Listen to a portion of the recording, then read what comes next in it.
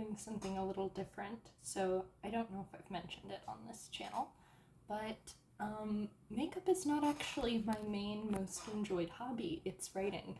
I really love writing, and I've wanted to be an author since I was a little kid. Which means I've been writing stories since I was a little kid. Which means some of those stories are not so good. So I thought it'd be fun to go back and read some old writing today. And that's what we're going to do. And let me take a quick look to see if it'll tell me how old this is. Let's see here. Last time I worked on this was 2019, so 4 years ago. It looks like I first started writing this in 2016.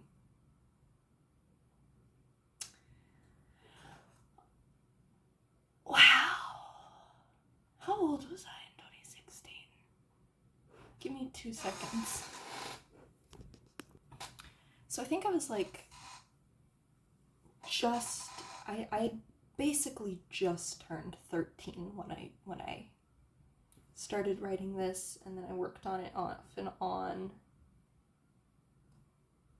for a couple of years, and then haven't worked on it since.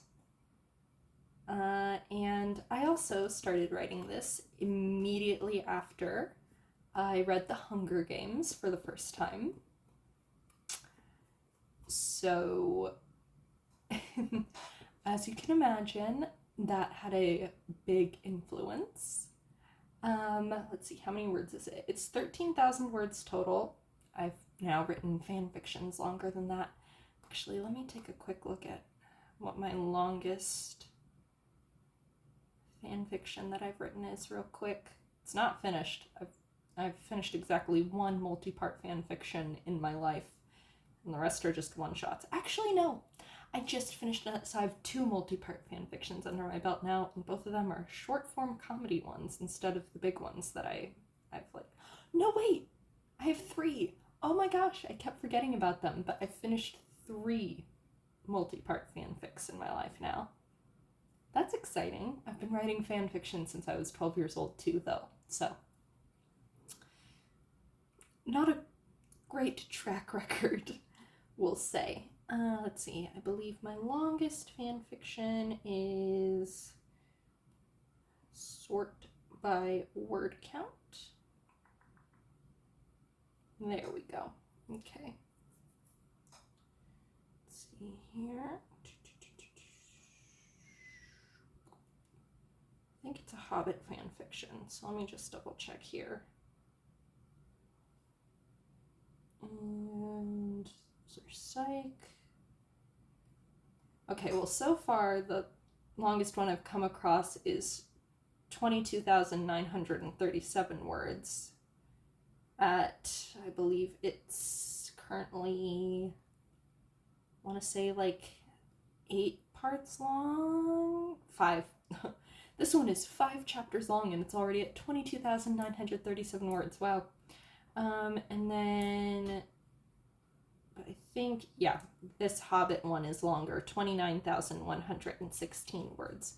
I believe that one is about, I want to say like, yeah, it's 15 chapters, but one of those is an update chapter, so technically 14 chapters and probably more, around 28,000 words or so. The update wasn't 100, probably like, whatever. Anyways, so that's the longest fan fiction I have now. So this is not nearly as long as that, but I'm gonna read it to you guys now. It's titled The Cerissa Chronicles. That's the name of the main character. And again, this is immediately after I read Hunger Games for the first time. I also read Divergent, like the first... Oh, I think my cat's trying again. Yep, she is. Okay, give me a second, guys. I have my freaking giant laptop. My parents got me a gaming laptop for Christmas. She demanded entry. Little man is chilling on my bed right now. She demanded entry. She was so mad.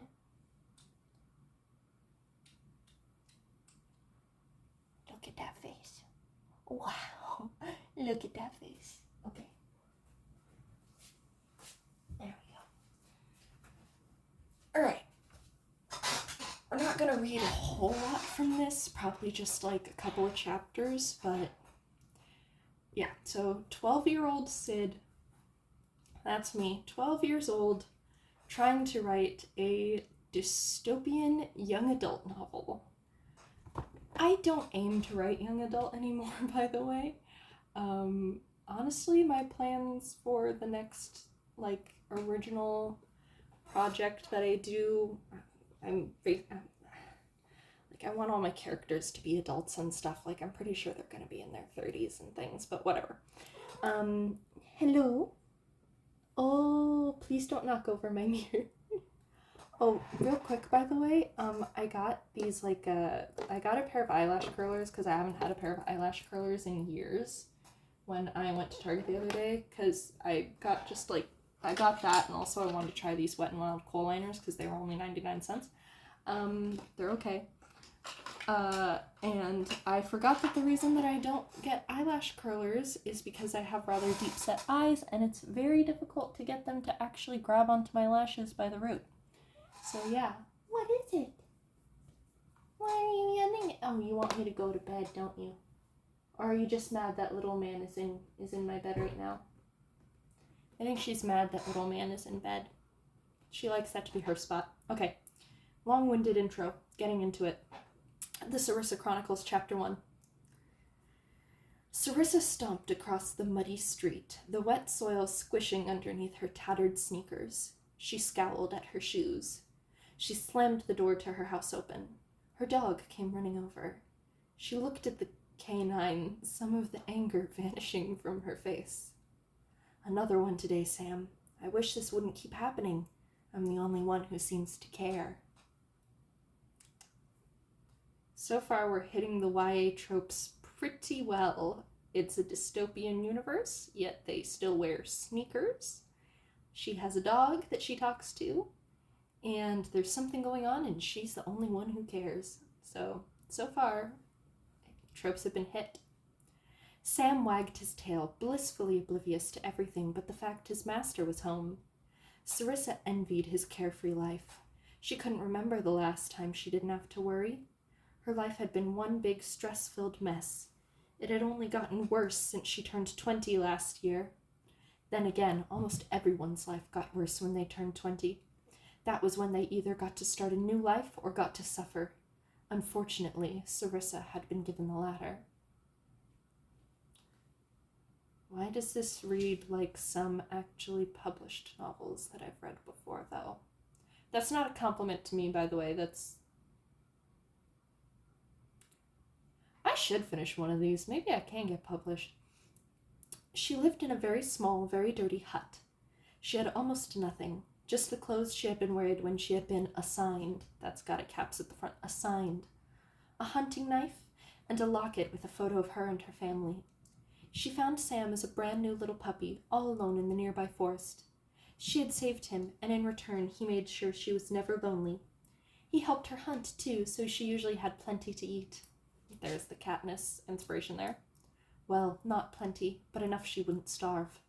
If she could just survive until she was 30, she could have another chance at being assigned to wealths instead of being stuck in forlorn. And then there's not an ellipses there. There is, oh my gosh, how many periods even is that? Word count. That's like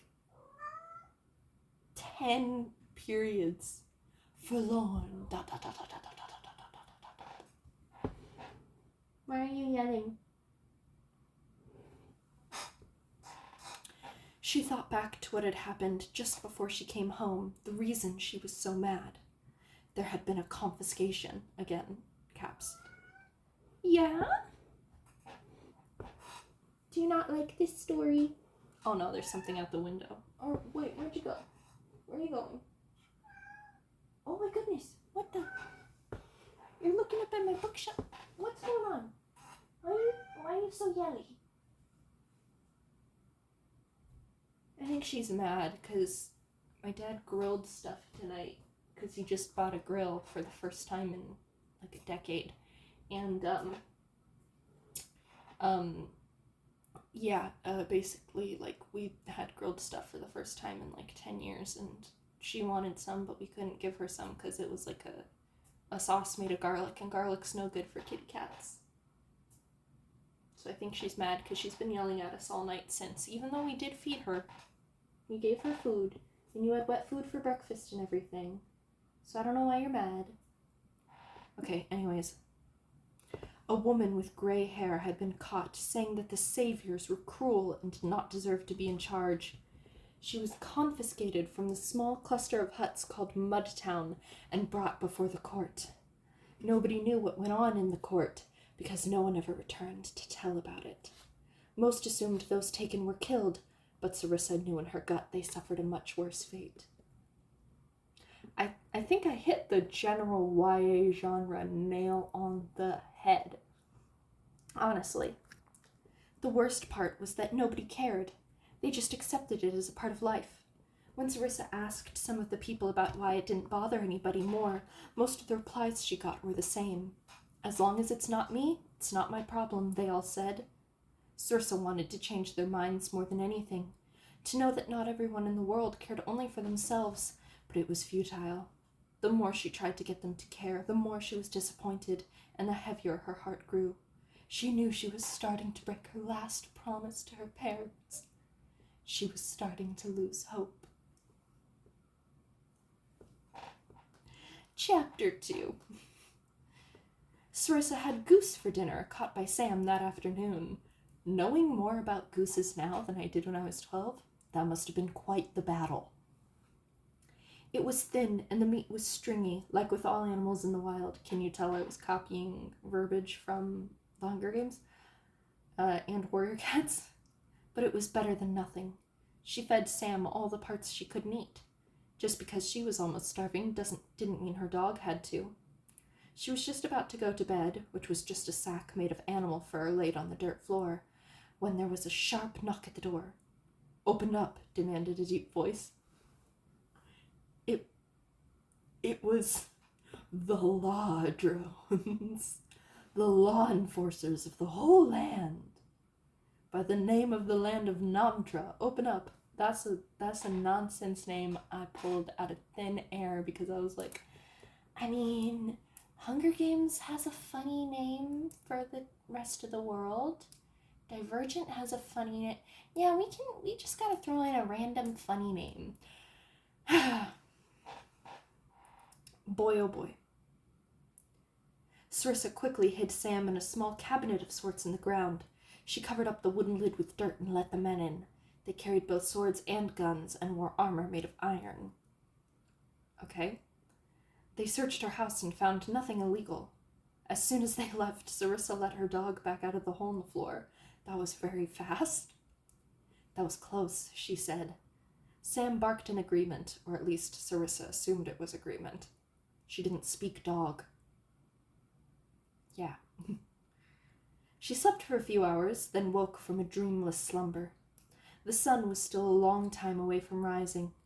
She grabbed her hunting knife and snuck out into the forest, Sam right beside her. Time to get some breakfast. I have to yawn. The trees became taller and thicker the farther she got into the forest. The air was slightly less disgusting amongst the trees. If she didn't look up, everything was great. If she did look up, she saw one of the many factories that pumped smoke and smog into the air, poisoning the world. They were everywhere. Cerissa didn't know what they were for.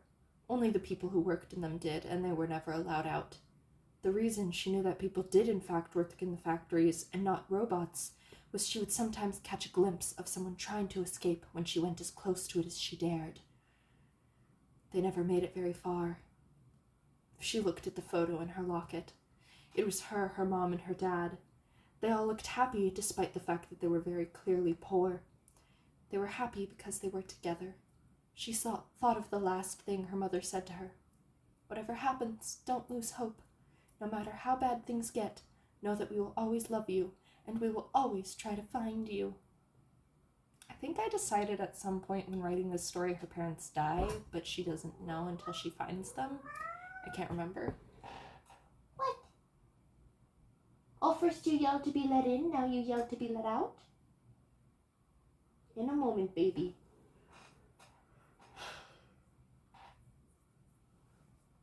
Boy, oh boy. Cerissa's heart ached and tears pricked at her eyes. It had been over a year since she had last seen her parents. The only reason she kept going was she knew that her parents must be trying everything to find her. Until they did, she could deal with her life no matter how awful it was. I can do this. I will not lose hope. While she had been thinking, Sam had gone off and caught a rabbit. Good job, Sammy, Cerissa exclaimed. She had to give Sam credit too. If it weren't for him, loneliness would have driven her insane long ago. She looked up to the east to check the time. The sun was nearly up. Crad, she thought. Yeah, remember how YA books back in the day all had their own lingo of, like, curses and stuff? I just combined crud and crap together and got crad, and I really hope that it doesn't mean anything else, because I'm just realizing just now that sounds like a word that has, like, an Urban Dictionary entry. I sure hope it doesn't. Boy, oh boy. If the law drones found out she had left her house before sunrise, she would be confiscated for sure. If she was right about what they did to people they confiscated, she really didn't want that to happen. She took off running back to Mudtown, Sam right beside her once more. She ran as fast as she could. Her heart beat heavily in her chest. Bum-bum, bum-bum, bum-bum. She came to the wall surrounding the town. Like most everything else, it was made of dry mud. She rushed over to part of the wall where she had put a sort of ladder into it. She climbed up it and jumped silently into the edge of the hut cluster. Sam jumped up on some large rocks nearby and got to the top. She helped Sam off the top of the wall, and together they ran back to Cerissa's hut. She quickly got Sam in the underground cabinet, along with the rabbit, making sure that the small hidden air holes weren't clogged. She hopped into her sleeping sack and shut her eyes. 3, 2, 1. Wake up, earthworms! Time to get to work, yelled a law drone. Cerissa shuffled out of her hut, pretending that she just woke up. Looks like breakfast will have to wait, she thought. She joined in the crowd of other earthworms, as the law drones like to call them. Okay, everybody between the ages of 40 and 45 are off to that meager little patch of wheat you call a farm. 30 to 35, you guys are off to the mines. The saviors want more gold.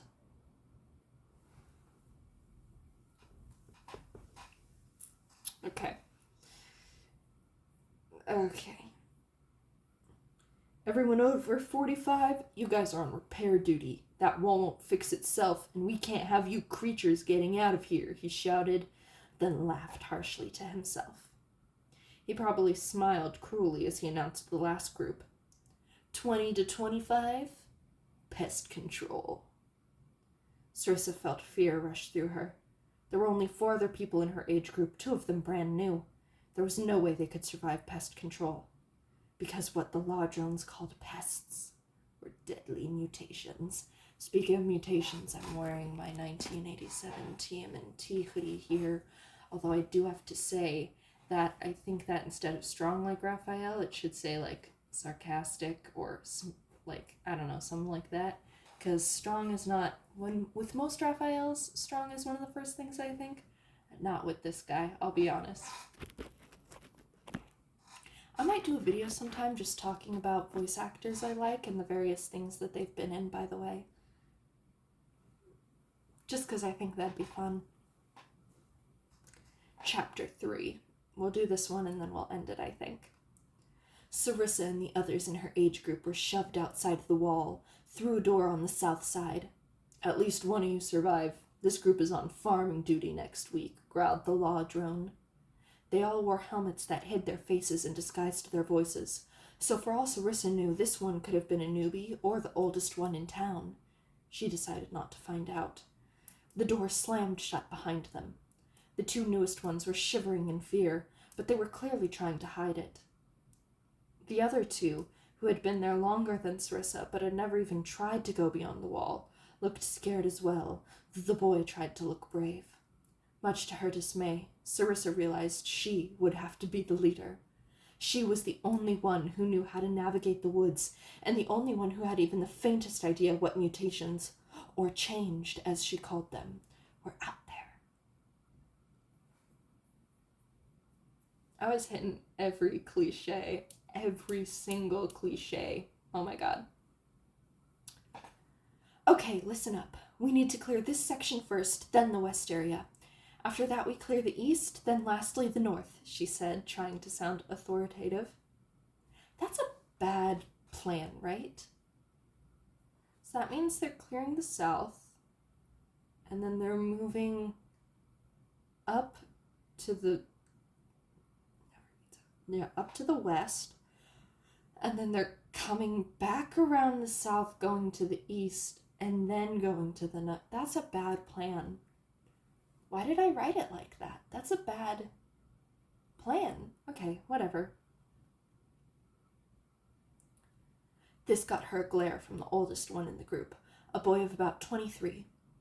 Who said you could be in charge? I'm the oldest. Well, I'm the only one who's been outside the wall before. Now we'll need weapons, Cerissa replied. She walked over to a tree with a very wide and hollow trunk. She reached inside and produced 3 guns and 2 swords, just like the ones the law drones used.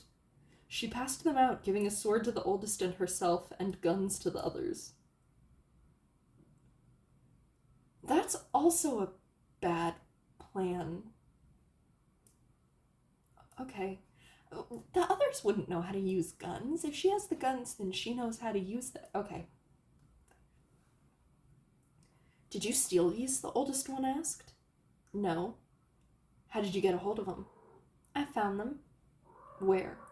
On some dead law drones out here. Now please stop asking questions. It's my turn. What's your name? We'll go by age. I like how all of a sudden she's extremely sassy because, again, this is a YA novel. I'm Grant, the oldest said. He had dark brown hair that was ever so slightly curly, and gray-green eyes. His skin was the color of an oak tree.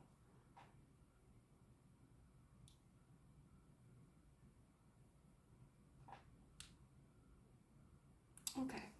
Alright, 12-year-old Sid, alright. He wasn't especially strong-looking, but he was probably stronger than the others. Minus Cerissa.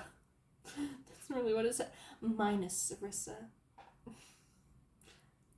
The next one to speak was a girl who must have been the same age as Cerissa. My name's Glade, she said quietly. I was thinking of Fluttershy when I made this character, just so everyone's aware of the kind of character we're dealing with here. She seemed just as scared of her companions as she was if they changed, and it was no surprise. Her hair was dirty blonde, but that might have been from actual dirt, and wavy. It reached down just below her shoulders. Her eyes were soft brown and fearful. She was very pale, like she had never seen the sun. Her arms were skinny, and she looked like she might fall over at the slightest breeze. I like that name. I'm Cerissa. Cerissa thought about how she looked compared to Glade. Cerissa's skin was dirty, just like everyone else's, but you could still see that she was relatively tan. Her eyes were a dark blue, like when the sun was just beginning to rise and there was still a bit of night hanging on. They were always squinting because of how much time she spent in either blazing sun or deep shadows. Her hair was stick-straight and black. It came down past her shoulders a little more than Glade's. The next to go was one of the new ones, a boy. His hair was bright blonde and came down to the top of his neck. His eyes were hazel and full of a protective fire. His skin was palish, though not as pale as Glade's. These names. You guys aren't ready for these names. I'm Cruff, and this is my twin sister, Karma. She can hear, but can't speak and can't see, and if you mess with her, I will hurt you.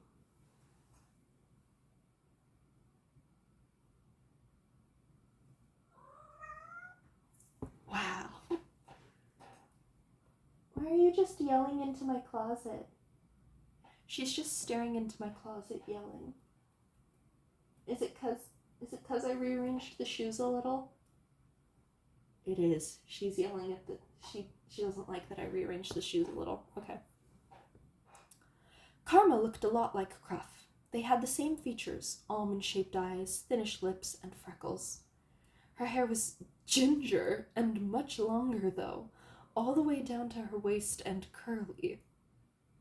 Oh my god, this next line. The biggest difference was Karma's eyes. They were clouded over like they were made of milk. Like they were made...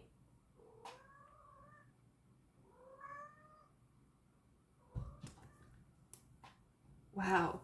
So, I was also a big Warrior Cats fan.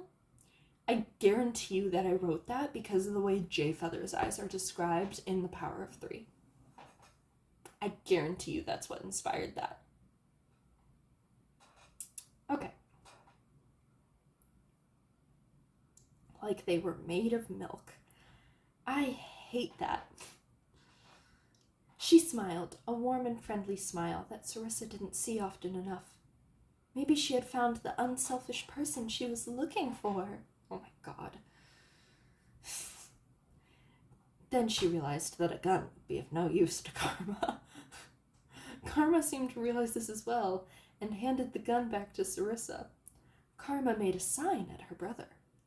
She says that you should have it, seeing as she won't be able to aim. Oh god. Thank you, Karma, Cerissa said. She went back to the tree and grabbed a scabbard out of it. She fixed the scabbard onto her waist and put the sword inside it. We better get moving. If we're not back by sundown, we'll have more to worry about than the changed, she warned. Seeing the confused looks on her companions' faces, she explained that she called the mutations the changed. Why? Grant asked. For a reason I hope I'm wrong about. Those are the first 3 chapters of the Cerissa Chronicles. It looks like in total I ended up writing about 11 chapters before I abandoned it. I think at one point they get to a town, like, relatively quickly. Yeah, they, like, get attacked while they're out there, and then they go to a town, and there's, like, rebels and stuff. Anyway, as I'm sure you can guess, the changed are people who are confiscated and then experimented on, blah, blah, blah, and, like, turned into horrible mutations and all that kind of stuff. So, yeah, that's what 12-year-old Sid's writing was like. It wasn't terrible, but it wasn't great.